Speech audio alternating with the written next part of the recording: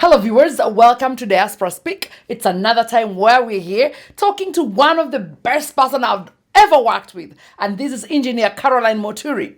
Engineer Caroline Muturi was Face of Kenya UK 2013, one of the biggest ambassadors we've had, one of the best success stories I've seen, and that is why when she landed in London, I have to make sure I am speaking to her to know what has she been up to. So welcome to the program, Engineer Caroline. Thank you so much, Janet. It's always a pleasure to be in London and always lovely to see you. Oh, thank you. Thank you. What has it been like in London this time? Oh, London this time has been fantastic because, of course, right now, I was just here purely on holiday, chilling, relaxing, getting to meet my friends, catching up with different people. So it's been quite a lovely time. And I wasn't just in London. I kind of started in Oxford, Nottingham, and then I wind up here in London, which was... It's good to see you, but let us speak about you as a water engineer. Oh, you do WASH, you know. Talk to us about what you do. What is WASH promotion? Thank you, Janet. So, yes, sometimes people, when I say wash, they just think about washrooms. You know, when you go to different parts, you hear the washrooms, the cloakrooms.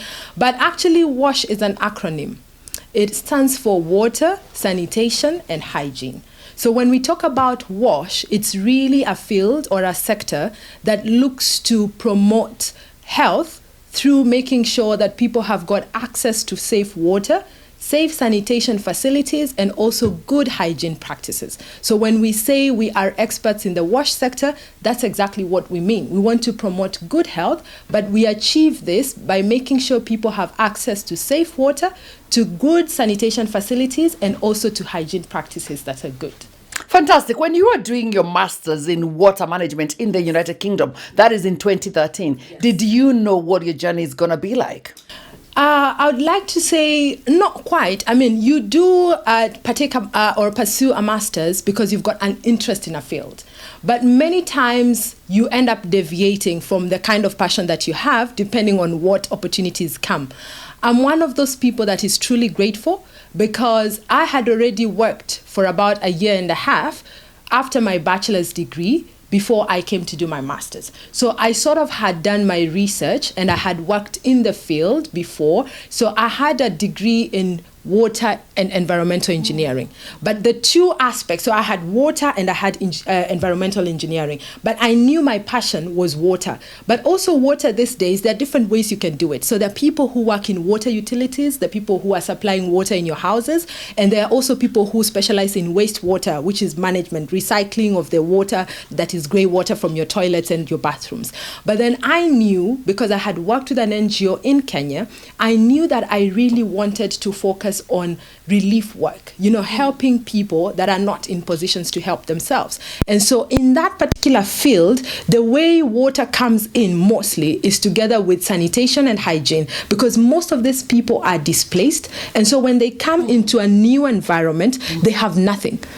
So you need to set up systems for them. So I'm very grateful that I knew that is the master's I wanted to do. And that was actually the master's I did. I specialized in water and sanitation in my master's.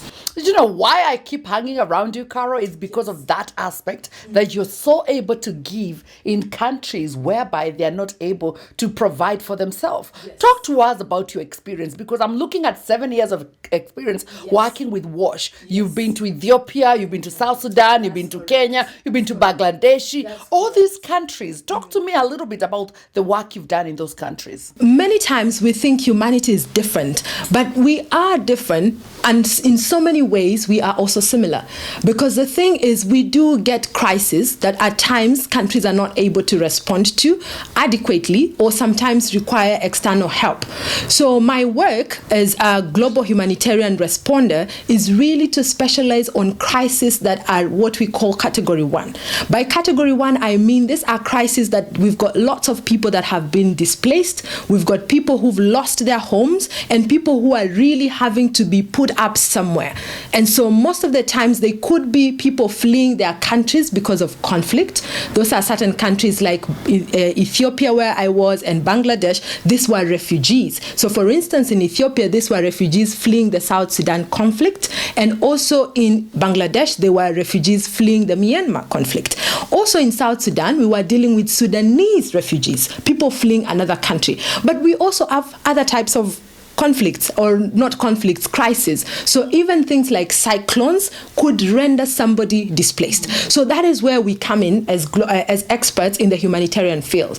So specifically for me, the experiences I've had, I'm quite grateful that I've had an opportunity to work with some of the best organizations in the world, and I've been able to be part of the response teams that work. So for instance, in South Sudan, I was working in one of the refugee camps where we had over 45,000 refugees.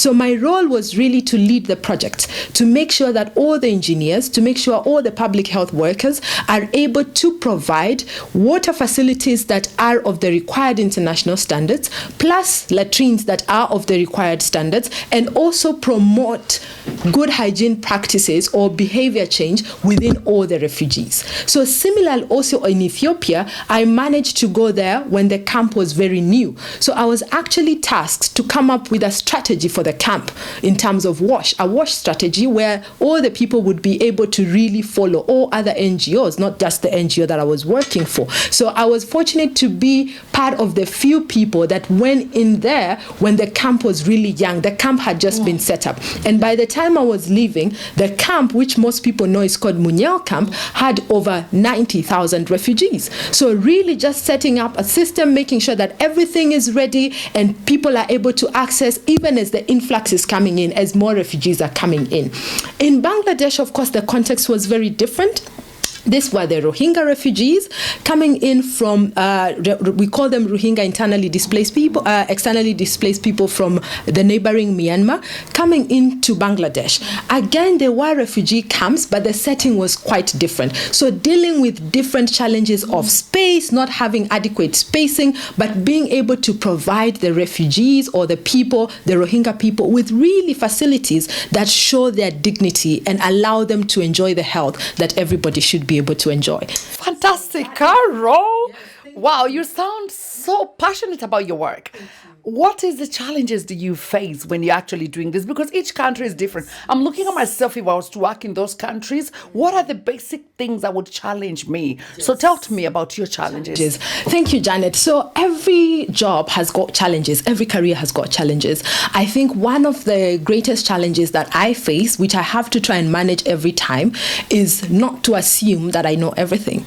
Because there is always this tendency, of course, as you get more and more experience in dealing with certain issues, and as you get also specialized in a sector, to assume these are displaced people, these are just, people who just need help, any kind of help. Because it's true, when you're in a problem, you kind of want any kind of help. You're just so grateful that someone is offering you help. But one of the things we want to change in the sector, in the humanitarian sector, is we want to have responses that are focused on the people.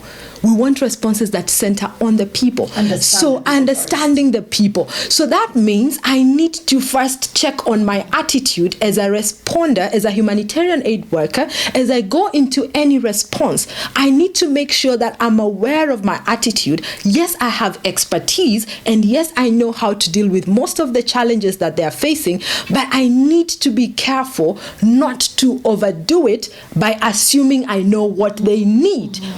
Because we need to have a balance between listening to the people, and listening is two-way, communication is two-way. So I have to really always remind myself, yes, I want results, I want to make sure they've got water, because again, you don't want this situation where people don't have facilities. So part of me as an engineer, I want to see them working, I want them to have water systems, I want them to have latrines, I want them to have good, hygiene behaviors. But then I need to balance that with listening to them. So even if they want water, what kind of water facilities do they prefer?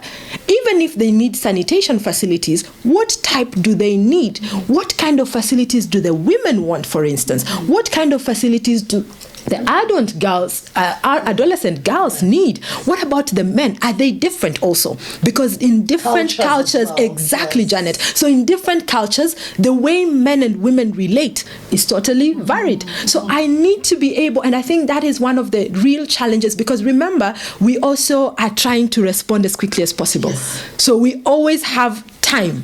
And one of the things people blame us as humanitarian aid workers, we are always on the go. One day you hear, I'm here, in less than 2 days, I'll be in a country, I'll be working. Exactly, there's a need. So we are also driven by really relieving the pain and the suffering of these people. So we want them to have facilities. So we are also trying to get things done quite at a fast speed, but that needs to be balanced with what do they want. And consultation takes time. But you're a young person. Many people look at a humanitarian field and they think you have to be a volunteer to actually be working there. Yes. So talk to us about careers in the humanitarian field. So I think that's not it's not a, I wouldn't say it's a misconception per se, because there is part of that in humanitarian work. Most fields, especially if you're very new to it or you don't know what it is about, most career guides would suggest to you to volunteer so that you kind of have an idea of what it is and if you want to do it all the time. But one of the things I want to say is I was fortunate because I grew up in Kenya. I grew up in Africa. I grew up in one of the semi-arid places. I was born in Mombasa, but I keep saying I was brought up in Makueni. And Makueni in Kenya is one of the dry places. So water was a challenge. So for me, the passion really started from there. And I would see NGO, non-government organization, church organizations, the government. I would see different projects being done. And my parents were in the ministry. So they were civil servants. And I would ask questions. As a young girl, I would ask, Mom, why are people drilling boreholes? Why can't we have piped water like Mombasa? Why not this? And then my parents just told me, we don't have all the answers, but if you really want to pursue this field, you can actually study, become a water engineer, and understand what is the difference between different water sources. So that is where really my passion started. So I really did not need to volunteer per se, but I was able. Yes, I kind of knew. So what I did is at the beginning of my career, during my undergraduate degree, engineering in Kenya is 5 years, Janet. So after my years of study, during what we call a break, I think in the UK you would call them the long summer breaks, I would make sure I do a trainee program. It was not like, it's like an unpaid internship kind of thing. So what I did is while I was pursuing my degree, I would get these organizations and I would go in my long summer break and work with them. So you kind of shadow a fully fledged engineer. So you sort of, I remember one time I was working with Water Service Trust Fund. So the engineer who was there is actually a good friend of mine. She's called Engineer Eden. And so I was assigned to her and I would shadow her when she's supervising the different constructions that were happening at the river at that time, Mavoko Water Company. So I would go with her and then I would learn the ropes in what she is doing. So I think that was sort of my volunteer, but it was actually called a trainee program, because you are assigned as a trainee to a qualified engineer so that you can understand how to do the job. And I think a lot of young people, especially in the UK, they don't consider their academic, when they're doing their academics, they don't consider that kind of internship or volunteering, going into the field and giving your time to understand practically how the work goes. So that is amazing. I'm glad you mentioned about Kenya, because when you talk about Kenya, with the Face of Kenya, the passion is there. We want to give back. We want to make sure that we are able, especially working with the young people like you, we are able to change the livelihood of Kenya. We're really wanting to do that. When you talk about the water projects in Kenya, what comes into your mind as a water engineer? Thank you, Janet. I think that is a very big sphere. I'll try my very best to say what I'm passionate about, because the question is about what I understand of the water projects. I think in Kenya, one of the things I want to really point out, because I've had the opportunity to work in different countries now, not just in Africa, but also in Asia, and having studied in the UK and also having a bit of an understanding of how Europe does their water systems, and having visited the US, that means I also have an idea of how some of the states in the US manage their water issues. I would like to really say with confidence that Kenya is one of the African countries or developing countries that has got amazing policies about water and environment management. I know you can remember clearly that we are one of the countries that banned the use of plastics. Here in the UK, you're attempting to reduce plastic use by charging like shopping bags a certain amount of money so that people are discouraged from using them. But in Kenya, actually, the government passed a law and people just stopped using plastic bags, which means that we are doing something about it. So when we come now to the water side, there are so many amazing policies. And we do have sort of from the policy maker side of things, there's a lot of willingness to really make sure that we understand water is not an infinite good, but it is a finite good. It can actually end. And so we need to take care of the water. So there is that understanding from the policymakers, from the academicians as well. What I feel we are struggling with as a country is really implementing good water projects or making sure that if it is counties, our water utilities are really running effectively, that customers are getting money for their value, and also we are not having a lot of water lost in non-revenue water. And so there are many cartels. I live in Nairobi every time I'm in Kenya, and there are still cartels that are sort of taking water that is supposed to really be going to the person, and the Nairobi Water Company is making money. I do understand that the county is trying as much as possible to deal with these things, but in every aspect of Kenya, there are also the arid and semi-arid areas where we are still relying on NGOs to really run water projects. And they're trying their best to bring the community to understand how to manage their water systems. We also have good church-based organizations trying their best. So I feel like what we really need to do in Kenya is all these efforts that are being done by different people, bring them together and consolidate them, especially at county level, because our government has now been decentralized, Janet. Yes. A lot of power has been delegated to the people through their county governments. But you see, then the people also need to be educated to begin to hold their county governments to task. Hold them accountable. If I belong to Nairobi County, I need also to hold my governor accountable if I'm not getting the services that I'm paying for, because people are paying for these services. So I think that is the balance that we are lacking in Kenya. There are places that I know, especially when I was doing my research, one of the water utilities that is doing very well in Kenya is the Nyeri Water County. So the Nyeri Water Utility, so one of the things is they've really understood their systems, and they have tried to make sure that they're not losing a lot of water, what we call non-revenue water. So the pipes are working well, there isn't water that is being lost, and all the water that is being pumped out is actually getting to customers. They're also listening to their customers. So if you have a query, if you have a complaint, there's someone listening to you from the water utility, taking into account what your issue is, and it is solved. Also the bills, people don't get fake bills. You know, sometimes we understand there might be human error, but you're also happy if I've used 20 liters of water, it's good if I get a bill for 20 liters. So yes, it's good sometimes also to make sure that our systems, not just the engineering water system, but also our billing systems are efficient. So I think Nyeri, there was a time I was doing my research for my master's, and one of the things that also the World Bank was really finding out is that their system, their water system, the water utility in Nyeri is very keen on making sure not just the engineering side is working well, but also the customer relations is working well, and people are actually getting billed and they're satisfied with the type of water they're getting. Well, viewers, you've heard, well, Nyeri County is getting it right, so it means all the other countries can emulate and actually do right. But when people speak about water, many people don't even think about it. They just open the tap. It's when the tap is not working that you think, oops, there's no water. Not many people want to think about the process, the water, sanitation, and everything that has to happen would happen. You know, and my question is the common Wananchi well educated of how important to have, you know, water, sanitation, and hygiene? Because we know there are many people who build beautiful houses. They have kept their houses clean. You know, they're probably next to a place whereby the people are not very well able to keep that hygiene. What is the problem in Kenya in terms of managing that hygiene? I think that's a very good question.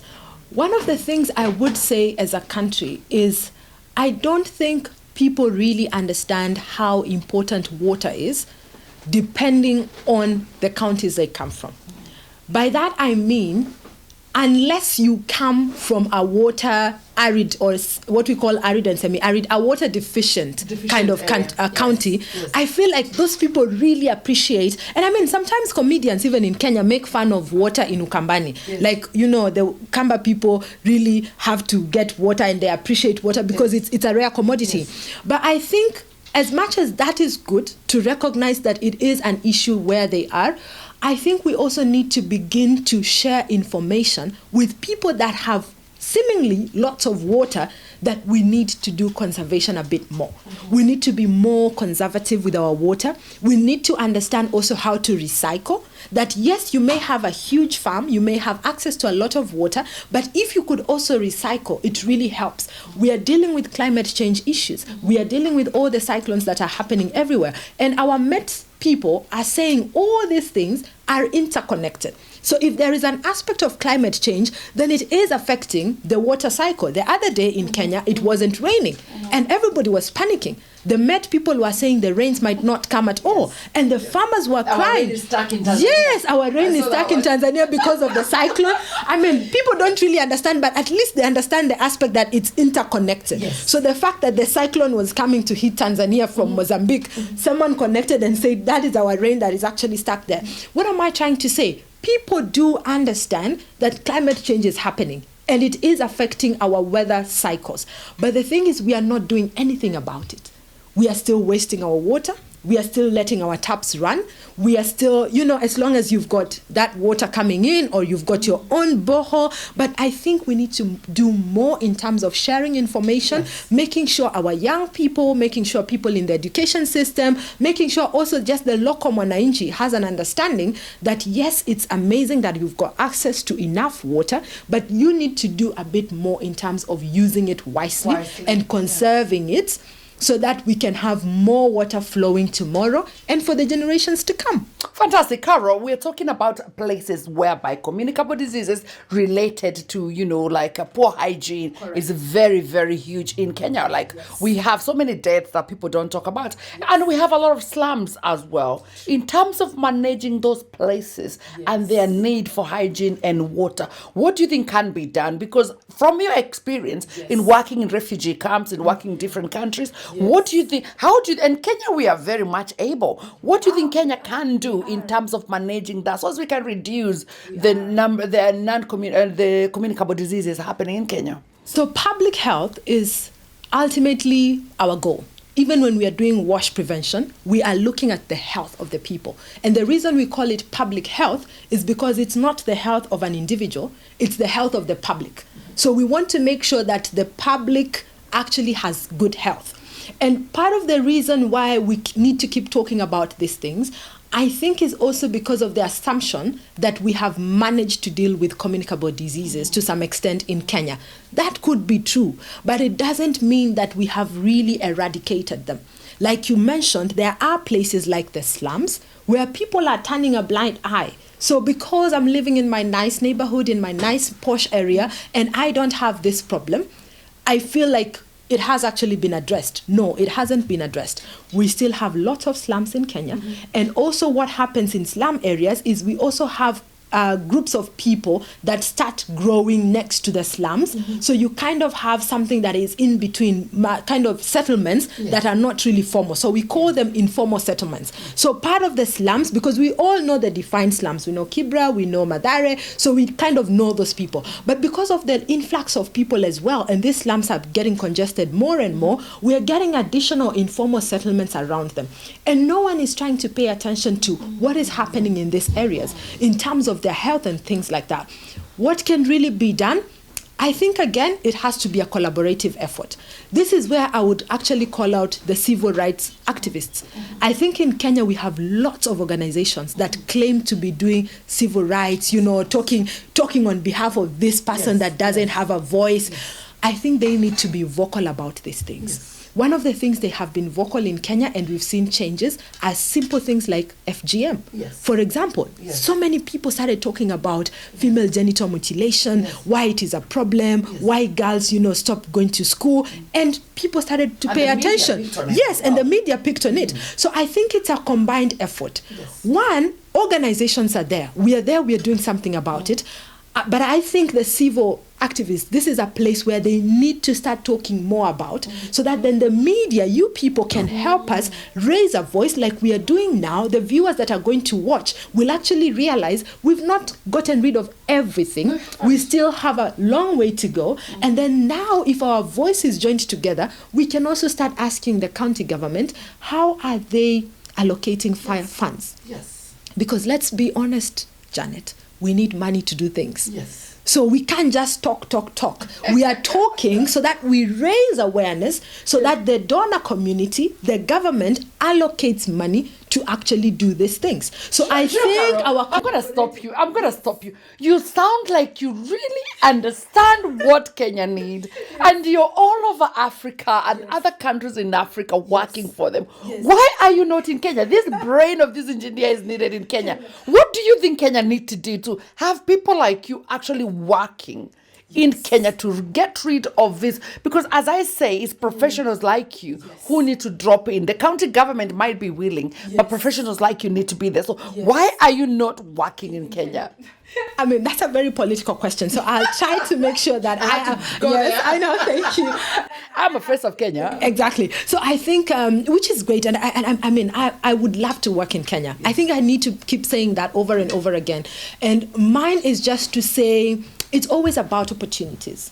I think for me, I would love to work in Kenya, and this is because I have something to bring to the table. All these years and all the countries that I'm going to are helping me to get my experience and to get a broader understanding.